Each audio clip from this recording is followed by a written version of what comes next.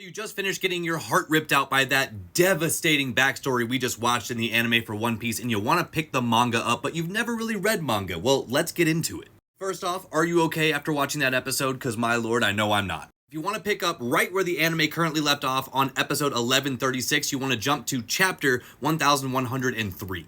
But I personally would recommend you going back and reading maybe the previous 2 chapters before that so you can kind of get acclimated with the manga and slide perfectly into the new content you'll be reading. I do all my reading on the Shonen Jump app or Viz.com. It's $2 a month and you get access to their entire library. It's basically everything Shonen Jump related. So in my opinion, it's worth it. This isn't an ad, but hey, if you guys want to sponsor me. If you don't want to pay for it though, you can check the comments. I'm sure somebody will have a good answer for you. Now, if you've never read manga before, but you're used to comics, it might read a little bit differently than you think. Manga read from right to left instead of left to right. So it's kind of all backwards. I'm going to use chapter 1 as an example here. On this page, you would read it as Gold Roger, the king of the pirates, and then you'd go over to this text bubble. Then you jump down, hit this text bubble. Since this is all within its own square, you read this entire square before you go on to the next one.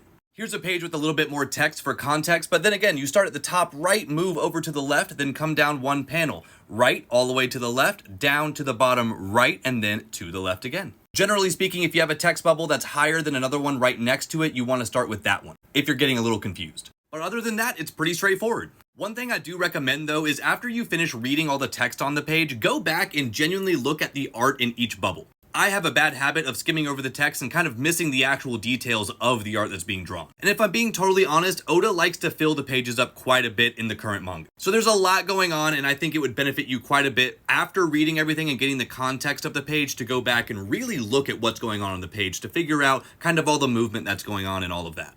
All in all, I have absolutely loved picking up the manga from where I left off, and trust me, the stuff that's going on in current manga is unreal. To be honest, I recommend absolutely everybody pick it up on the simple fact of you don't want to be spoiled when the One Piece drops. These days, it's pretty hard to avoid spoilers even with all the leaks, but that being said, you want to be there for when the One Piece is actually revealed, right?